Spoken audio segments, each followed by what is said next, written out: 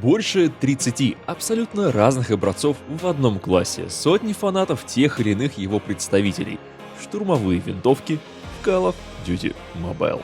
Наконец-то, сегодня мы расставим все точки над «и». Здравствуйте, господа и дамы, добро пожаловать в наш уютненький дурдом. Итак, полный тир-лист штурмовок в игре. Для начала, что такое тир? С английского это типа рейтинг тех или иных вещей, распределенных по уровням эффективности. В англоязычных кругах эти уровни, как правило, обозначаются буквами А, Б, С, Д, и буквой С отмечается тир, который типа вот самый лучший из лучших. У нас классификация будет православная, поэтому обозначим все цифрами. Тир 4, он же самый низкий, будет означать не очень хорошее оружие. Тир 3 хорошее, тир 2 очень хорошее, тир 1 абсолютная мета и тир 0 имбалансная хрень, требующая скорейшего фикса.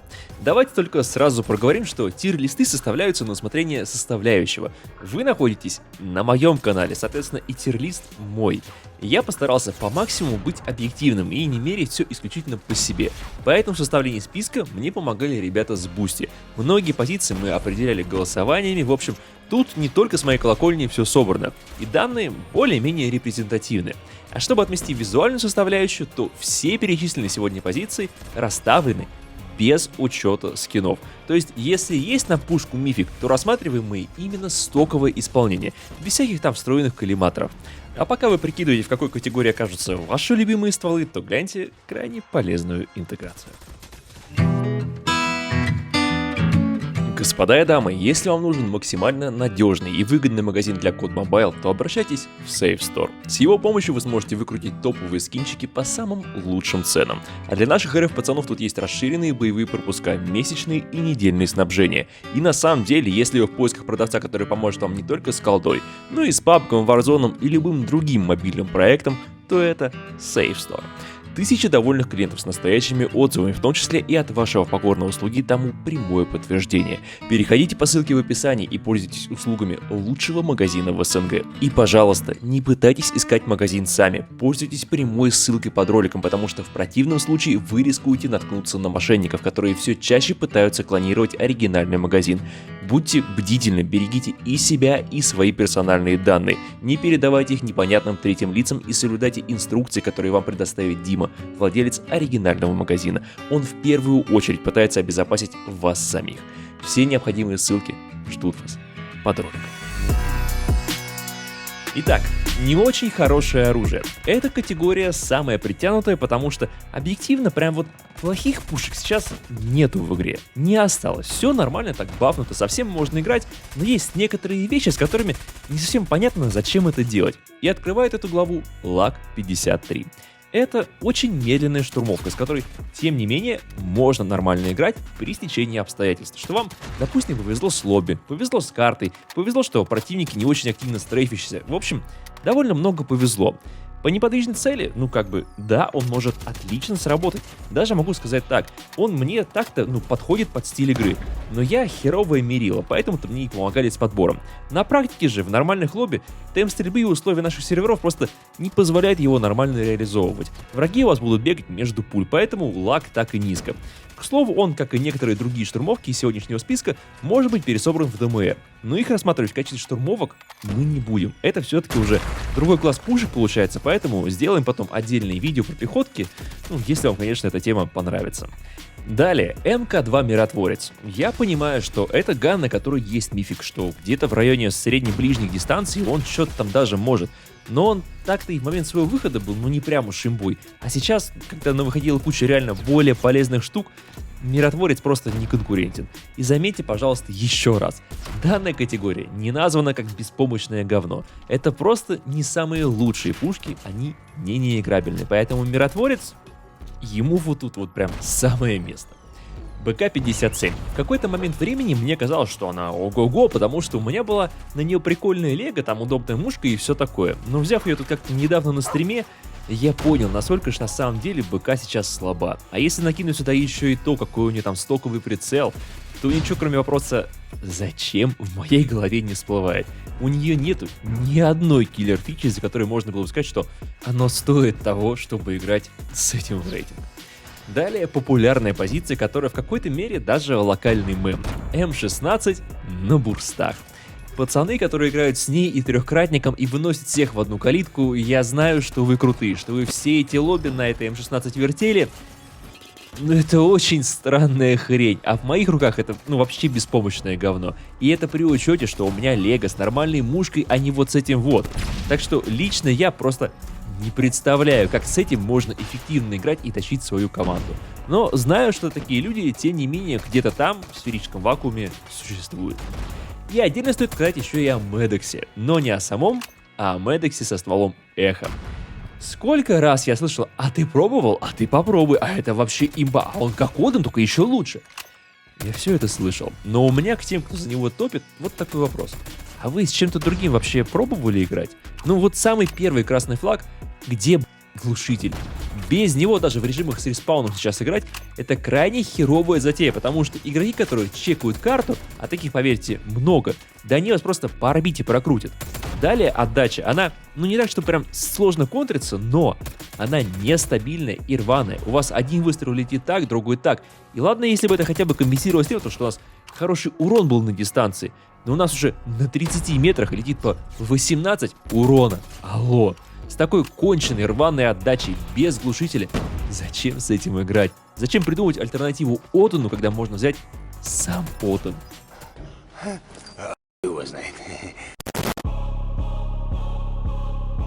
Тир 3. Хорошие пушки. И тут сразу же снова Медекс. Но обычный. Обычный Медекс — это абсолютно нормальная штурмовка, с которой, не сказать, что прям вот супер приятно играть лично мне, но он неплохой. И при условии, что он попадает в ваши личные предпочтения, он может быть даже полезным. Поэтому, если хотите играть с Медексом, то лучше это делать без ствола Эхо. Он правда того не стоит. Аналогично и с М16 в автоматическом режиме. На контрасте с бурстовым вариантом это просто небо и земля, по крайней мере в моих глазах. В автоматическом варианте М16 становится, просто обычной нормальной штурмовкой. Без каких-то прям классных особенностей, без каких-то ярких поводов, чтобы с ней играть на постоянке. Но сказать, что это прям вот ужас ужасный, да нет, нормальная штурмовка. Далее ICR-1. Давайте сразу внесем ясность. ICR, она хорошая, точная и все такое. Идеально подходит для новичка.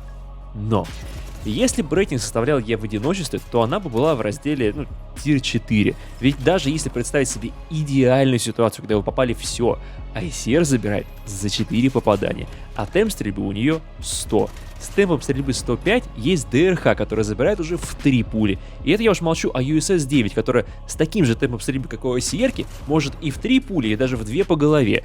Поэтому с таким ТТК, просто нечего ловить в текущих реалиях рейтинга. Да, она точная, с простой отдачей, но этого просто маловато. Она слабенькая и применима не на самых высоких рангах. Тем не менее, достоинство у нее объективно есть, поэтому да, она все-таки тир 3. А вот следующая позиция двоякая. С одной стороны, здесь ган, который может заставить вас страдать, но с другой стороны, он может это сделать и с вашими соперниками, ведь он является одной из самых страшных вещей для рейтинга, если вы просто будете уметь с ним играть. Swordfish. Да, это тоже бурст, но в отличие от М16, этот бурст в сборке с магазином Halberd дает нормальных таких пиздунков, но играть с ним непросто. Бурсты — это очень специфичная хрень, и чтобы оно было эффективным, нужны более-менее прямые лапки, и если ваши таковыми являются, то тогда Swordfish из тир 3 переместится куда-то поближе к тир 1, потому что это действительно сильная штука, но с большим количеством «но». Точно так же можно сказать и о Грозе, которая действительно является хорошей штурмовкой, но накладывающей на игрока определенные рамки. Она из всех прочих там ФФАР, БП-50 и так далее наиболее близка по стилю игры к пистолетам-пулеметам. Ее главная фишка — это подвижность в прицеле, тот самый стрейф. И если вы ее соберете на этот стрейф, поставите параныру и будете соответствующим образом двигаться, то перестрелять игрока с Грозой довольно сложная задача, потому что это слишком уж быстро. К сожалению, вот только она не обладает какими-то особыми достоинствами в плане ТТК. Это абсолютно рядовые значения, но в сочетании с подвижностью получается довольно неплохо. Тип 25. С момента своего ренессанса несколько лет назад он, не сказать, что стал прям вот хуже. Он хороший, но за пеленой того, что оно выходило, для него просто места не осталось. вспоминают о нем только изредка и, скорее всего, только те, кто натыкается у себя в коллекции на какой-то прикольный скин для него. Тип 25 менее скорострельный, чем всякие там М13, ПВ-50, но все равно очень быстрый по сравнению с прочими. Однако у себя на борту он несет всего лишь 34 патрона, что на контрасте с 60 у оппонентов, конечно же, выглядит не так интересно. И в лучшем случае их хватает на 2 врагов. Но регулярно, пока я записывал катку, меня ловили с пустым магазином. В динамике мне патронов в нем не хватает. Поэтому эта пушка хорошая, но для тех, кто шарит и мало мажет. С широким же массом, особенно при учете его стокового внешнего вида, тип 25 просто не нужен. Куда более сложная тема с Крик 6. Я знаю, что многие очень сильно им восхищаются, многим он нравится и все такое. Но у меня для вас всех, кто так считает, есть один вопрос. Постарайтесь, пожалуйста, ответить на него честно для самих себя. Вот вам реально сам Крик нравится или все-таки мифик на него? Потому что, откинув мифик момент, то что останется? Есть что-то такое волшебное в нем, вот из-за чего его можно было бы назвать чем-то большим, чем просто хорошей пушкой. Я не вижу ни одного повода так считать. Его статы нормальные, он не слабый, но и не сильный, просто нормальный. Но в совокупности со своим прицелом, который язык не повернется назвать играбельным, или с коллиматором, который тут будет заметно трясти, стоковый Крик выше залезть просто не может априори. Точно так же, как и М4, только по другому поводу. Это олицетворение понятия база во всей нашей игре. Это довольно популярная ШВ, особенно на низких рангах, и она на них очень даже хороша, с ней легко играть, она открыта сразу в момент создания аккаунта, и до какого-нибудь условного грандмастера с ней можно бед не знать. Ну а далее станет просто тяжело, потому что старушка наша на данный момент просто не конкурент всяким там тип 19. Будем честны. Далее довольно популярная штурмовка последних пару месяцев – Амакс. Не мудрено, ведь большая часть тех, кто активно собирал осколки, насобирали себе на бесплатную легу, и, конечно же, с ней они начали играть, и играть еще будут долго. Амакс с самого своего релиза не был выдающейся пушкой. К нынешним временам немногое поменялось. Главная особенность, из-за которой его вспоминают, это ДМР-магазин. Но повторюсь, в рамках этого ролика мы это рассматривать не будем. Без него Амакс — это просто олицетворение невыразительности. Он настолько базовый, что выделить в нем что-то невозможно. Плох ли он от этого? Да нет, конечно, Амакс вполне себе нормальный, с ним можно играть на средних рангах. Рядом с ним примерно в той же ситуации расположен Вал. Тоже ДМР-патроны делают его интересным, а без них он непонятный. У него для штурмовки довольно низкая скорость пули, значит залет может быть непредсказуемым. Дистанция в нем тоже не вагон подвижности, не прям таки много. Он по-своему, конечно, уникальный и интересный, у него всегда есть встроенный глушитель в любых стволах, у него и необычные модули, да и пушка сама по себе харизматичная. Однако составить достойную конкуренцию ребяткам из категории повыше ему просто не в чем. Насчет сборки у меня никогда не было на него нормальной. Я не понимаю, как его собирать, потому что я в целом этот ган не понимаю. Могу показать то, с какой я сборкой записывал этот геймплей, но советовать вам я ее не буду. И теперь позиция, которая очень долго не давала мне покоя. АК-117. Если честно, для сетевой игры я его реально не понимаю. Но он как бы норм и не более. В нем нету вообще ничего такого, из-за чего можно было сказать: да, эта пушка достойна того, чтобы быть у меня в комплектах. Даже если бы он у меня был в мифике. При этом довольно много людей его любят, только я правда не понимаю, за что. В нем, да, нету минусов, но это не означает, что это плюс. Это как бы окей. Для КБ, безусловно, он там имба, вообще без вопросов. Но для Си, назвать его чем-то большим, чем обычная хорошая штурмовка, язык не повернется. Лично я с ним вообще играть не могу. И судя по тому, что на голосовании получилось вот так, я не один-то на самом деле такой. Изначально я вам описал категории как 4-3-2-1, но дойдя до вот этого момента, понял, что надо бы кое-что добавить. Тир 2,5. Это то, что вот реально уже очень хорошо, но с нюансами. И здесь ФАМАС, который FR 556. Назвать его просто хорошим нельзя, потому что сравнивая с каким-нибудь КНом или ЛК-24, он им не уступает. У них схожий профиль урона, они все отлично чувствуют себя на дистанции, они обладают отличной точностью. У ЛКшки и КН есть, конечно, теоретически трешот, но ФАМАС зато чуть более скорострельный, то есть плюсы и минусы друг друга уравновешивают, но стоковое исполнение ФАМАСа, мягко говоря, не эталонное. А мы-то говорим как раз таки о стоках, и если так, то ФАМАС, конечно, брать не хочется. И не будь у меня на него леги, которую я просто обожаю, я бы к нему даже не прикоснулся. Так что 2,5. Теперь сама ЛК-24. Она тоже тут, хотя по идее должна была оказаться в категории очень хорошего. Однако, было проведено дополнительное голосование, с результатами которого я абсолютно согласен. ЛК хуже, чем КН. КН является ультимативной версией ЛКшки, и поэтому расположить их обоих в той категории, когда одно объективно сильнее другого, просто было бы неправильно. Поэтому ЛКшка тоже отправилась в этот почетный раздел. Ну а теперь же одна из моих любимых штурмовок — АСМ. Мне он нравится вот буквально всем. У него и в голову 2 шот, и по ногам 3 шот, и отдача довольно приятная. У его соседей по скорострельности, а это Калаш и ДРХ, такого же набора нет. Там либо по ногам нет 3 шота, либо в голову 2 шота. Но почему же тогда он здесь? Потому что он тяжеловат. Да и мушка у него вообще ни разу не уровня Калаша с ДРХ, поэтому при выборе между ними опытный игрок в пользу АСМа выбор не сделает. Он очень хорош для новичков, которые не очень хорошо еще умеют зажимать, и для которых повышенный урон по ногам важен. Но для тех, кто умеет более-менее играть, АСМ не такой профитный.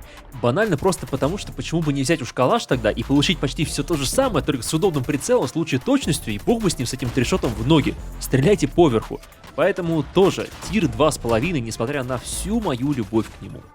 Далее тот, кто в последнем обновлении получил самые приятные и значимые бафы во всем ребалансе, которые разрабы добафали уже до такой степени, что как-то боязно. Однако в силу сложившегося мнения, в силу отвратительных прицельных приспособлений, Хабар мы расположим именно здесь. Я вам не так давно объяснял, в чем его прикол, но кратко напомню, что он получил баф коэффициентов поверху тела и стал чуть ли не единственной штурмовкой в игре, которая имеет такие показатели при такой-то скорострельности. Он стал ну прям очень хорош, действительно, но в силу обстоятельств, которые я озвучил выше, и в силу реально отвратительного прицела в базе, с которым невозможно играть, в общем, баф ему не помог. Как с ним никто не играл, так и никто и не начал. Тем не менее, 2,5 это очень хороший для него показатель. Сезон назад до бафа я бы его даже, наверное, в раздел хороших, может, и не записал. Он был ближе к дну нашего тир-листа, но теперь же ситуация с ним стала заметно приятнее.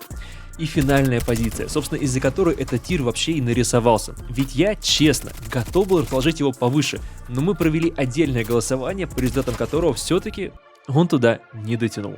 Я сам этому удивлен. Килла 141.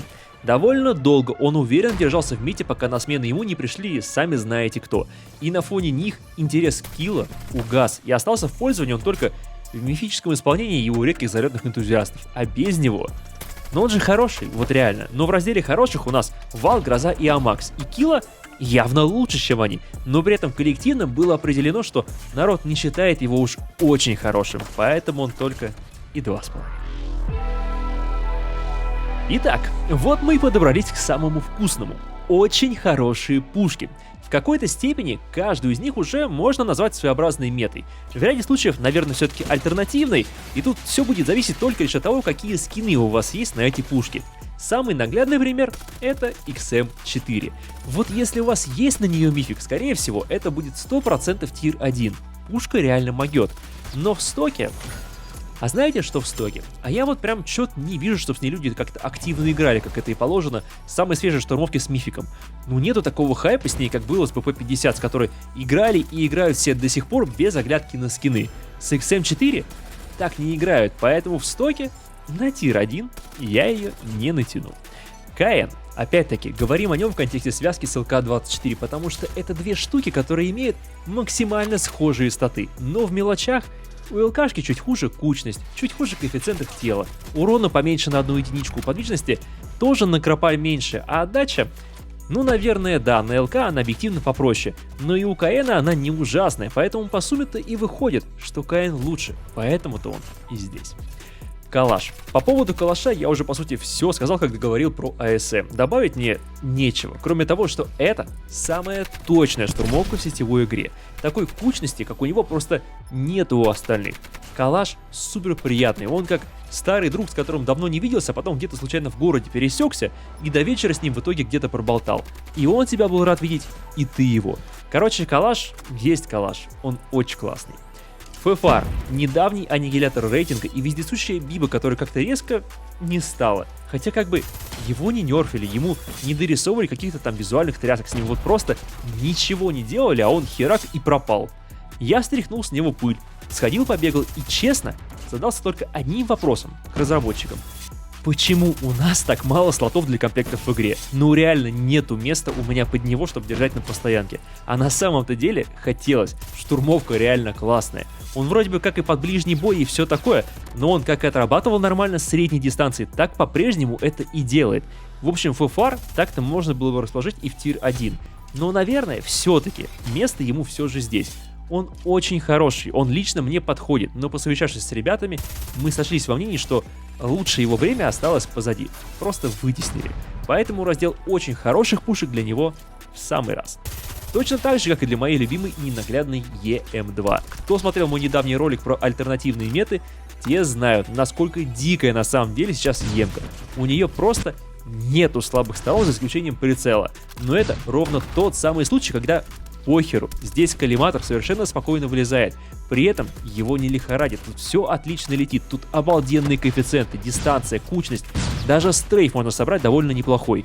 Короче, ЕМ-ка это крайне непопулярная, но очень жесткая пушка, с которой потягаться на средних дистанциях мало кто сможет. Если вы никогда ее не пробовали, то обязательно это исправьте. Прошлогодний любимчик всех лобби. Грау. Сейчас этой штурмовкой стали пользоваться реже. Да, он уступает своему более молодому собрату по статам, но это отнюдь не сделало его плохим. А в совокупности со стандартными мушками это просто вообще топовый ствол. Грау как был хорош, так и остался. И лично для меня он даже предпочтительнее, чем XM4. Какой бы новый, свежий и модный она бы ни была.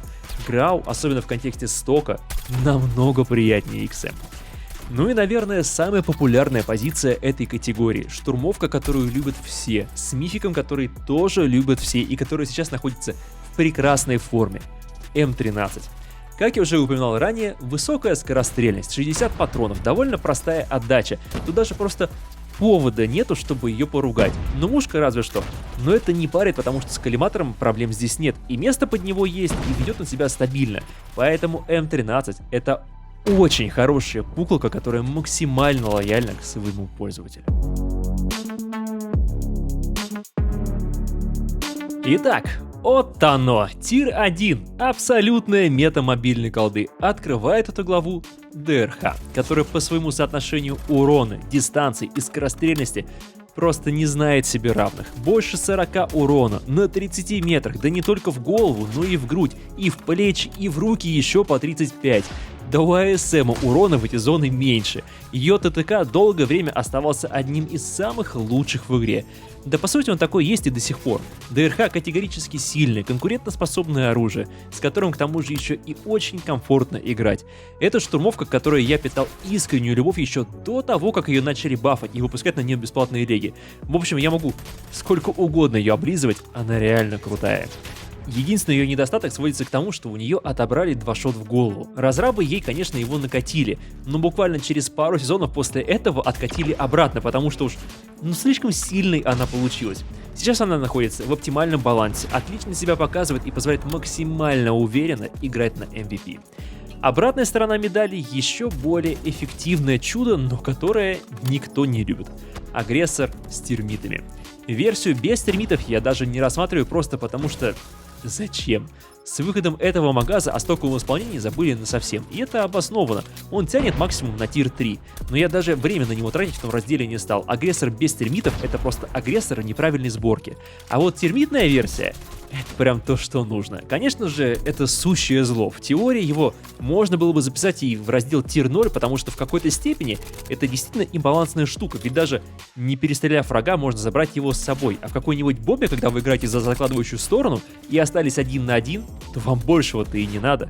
Но дело в том, что агрессор либо дико профитная хрень, либо дико бесполезная. Потому что если у вас будет установлен вот этот перк, то пользователь термитного агрессора по вам обстреляться может, но он вас все равно не заберет, и вы не догорите. Поэтому в нулевой тир его ставить нельзя, потому что он довольно легко контрится. А с текущей системой джокеров, когда вы совершенно спокойно можете ставить 2 красных перка без ущерба своим комплектам, для меня проблем с термитным агрессором больше просто не существует. Далее у нас Оден. Оден — это, возможно, самая сильная штурмовая винтовка в принципе. 2 шот по верху тела — это вам, извините, не это. Однако, по аналогии все с тем же лагом, который к нему довольно близок по статам, играть с Оданом качественно и эффективно можно только при ряде «если». Особенно если это ваша связь, и если она нестабильная, забудьте про Одан. Больше проблем, чем пользы. Именно поэтому лично я с ним играть не люблю, и у меня с него не очень-то хорошо летит.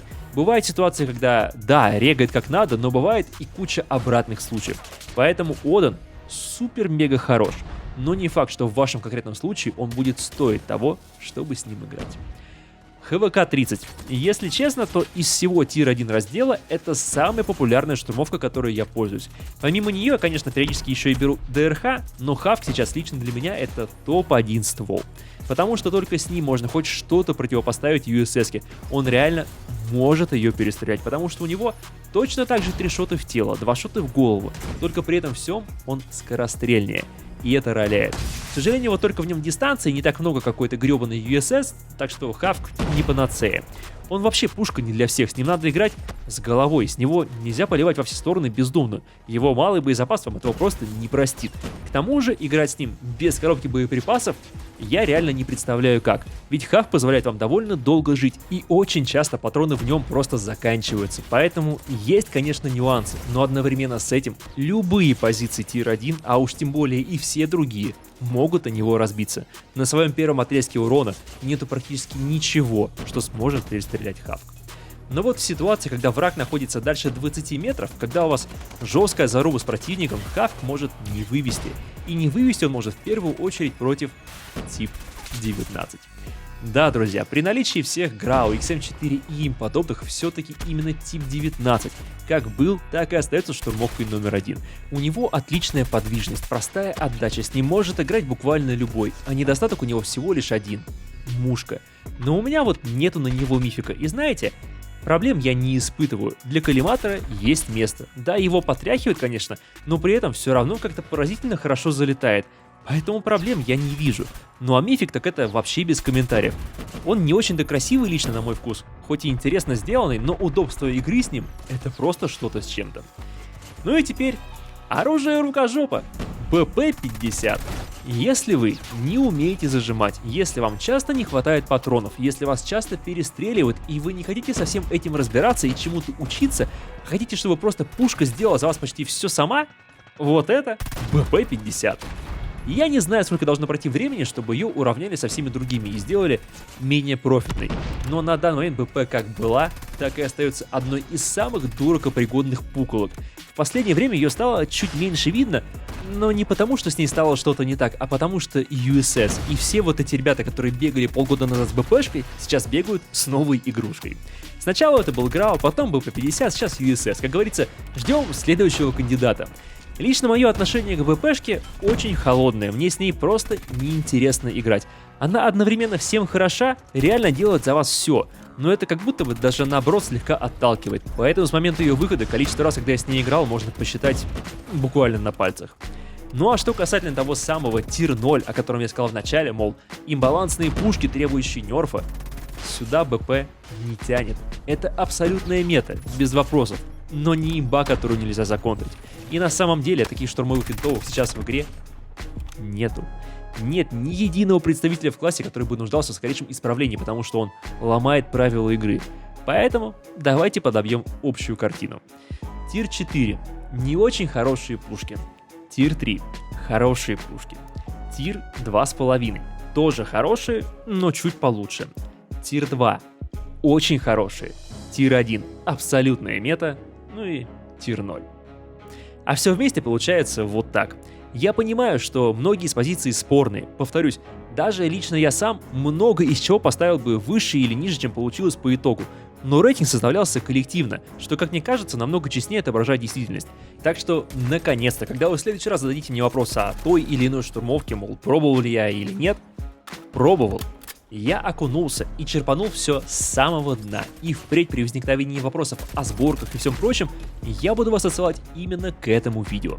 К слову о сборках, я просто заманался их рисовать, и думаю, что проделанная работа как минимум заслуживает лайка. А чтобы вы это все не потеряли, и чтобы вы не засоряли свои телефоны скринами, я все до единой сборки выложил у себя в телеге в хорошем качестве, так что В любой момент вы можете к ним обращаться. Ссылку закрепил в комментарии и в описании. Если вам понравился данный формат, в котором я разбираю вот буквально все, что есть, и вы бы хотели видеть подобное для ППшек, снайперских винтовок и всего прочего, то дайте мне знать об этом в комментах. А чтобы принять участие в составлении этих топов, присоединяйтесь в наш закрытый телеграм-чат с ребятами с Бусти. И спасибо огромное вам, парни, которые мне сегодня помогли. На этом все. Это был Командос. Пока.